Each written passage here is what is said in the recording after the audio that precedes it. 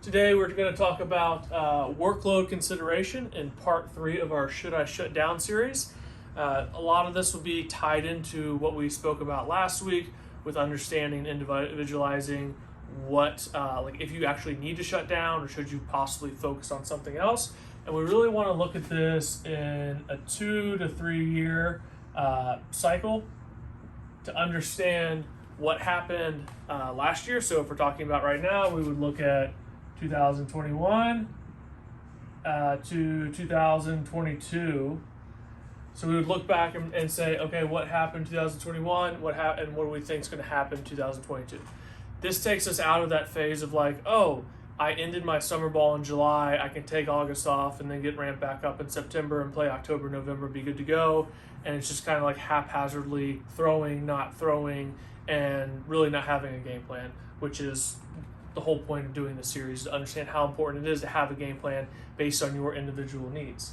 And again, this goes into your individual needs and throwing programs and takes away the generalizations. We will talk about some generalizations today from the Pitch Smart guidelines that MLB puts out through Dr. James Andrews, and look at some of those suggestions and understand what we need to do with those, but we also need to, again, customize it because not every human being is the same.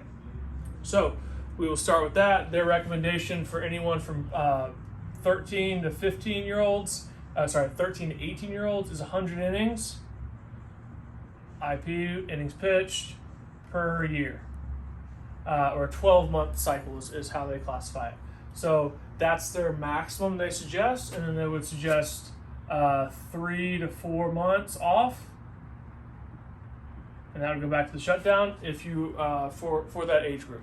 So again, if we're using that, I think it's a pretty good place to start. If we're looking at the example I used last week, we had a senior who had thrown 100 innings the year before, and a sophomore who had thrown 50 innings the year before.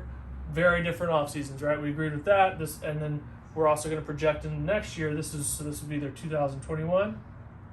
And then 22, we're looking at this guy possibly throwing 70 innings in the spring. Summer ball is going to probably be a little bit lighter. If he's a Power 5 guy, he's going to go to school and probably be more on a throwing program and not really pitching in the summer. So then he would only pitch in the fall. That's going to be very limited, more inter-squad type stuff.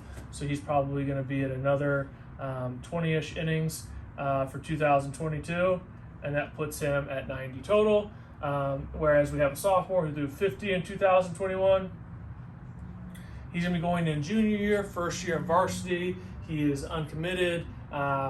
Depending on your program and the strength of it, again, being in Orlando, Florida, seniors take up a majority of the innings unless you are like the Power 5 commit who matures early. So he's probably not going to throw a whole lot on his varsity team. So he might have 15 innings in the spring. He goes into summer travel ball. He gets 30 there, and then he gets probably another 20 in the fall. So again, he's at 45, 65 total for 2022 if we're going to give a brief guesstimate for his workload. So we see that, yeah, it increased some, but he's still not throwing anywhere close to kind of the maximized number. And we have a kid here who, again, needs to develop. Probably if he's uncommitted still, he's probably lacking velocity, secondary pitch, command, one of those things that we spoke about last week. So again, when we look at this and say we have a 2-year block now where we have the total from 2021 right here and the total for 2022 right here, we can now make a better educated guess about what to do. Innings pitched is not the best metric to go by, but it's kind of the most understood. Obviously, if we're going by innings pitched, you could throw 1 inning and throw 25 pitches, or you can throw 1 inning and throw 8 pitches. So obviously they're not created equal. Not to mention that if you go into looking at specifically innings pitched in something like the summer, if you're guest playing on teams, which we definitely don't recommend, maybe you throw 3 innings on Friday, 3 innings on Sunday, and then they play for another team on Tuesday, throw another 3 innings. That's a lot different than spreading those 9 innings out over like a 10-day stretch where you're throwing like every 3rd day or every 4th day. So might not be the best, but definitely something to take in consideration as well. So what do you do with all this information? The idea is to be able to look and say, okay, where am I in my development? Am I 14 to 15, so a JV player, where I'm going to average, and I pitch a decent amount, and I'm going to average 55 innings, we'll say, for the next couple years. That throwing program, we don't need as much time off for, and we need to use that out of season time to develop. So while we might shut down for a little bit, again, shut down meaning not pick up a baseball at all, it's going to be a lot less amount of time because their clock is ticking to get a college scholarship.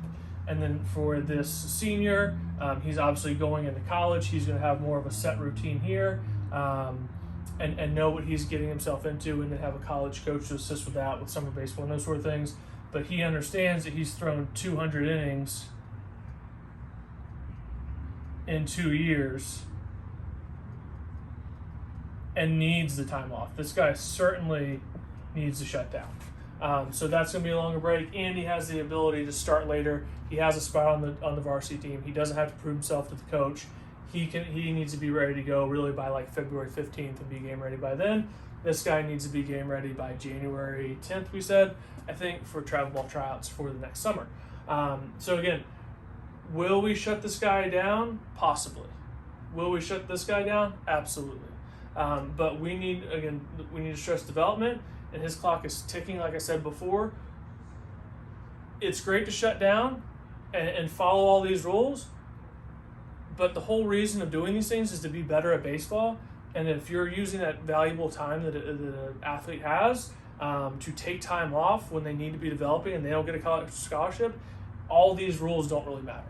The idea for this kid is he wants to play college baseball. That's his main goal in life right now, is to play college baseball. We want to help him get there, and by not throwing a baseball, again, like we talked about last week, very hard to get better at throwing a baseball by not throwing baseball.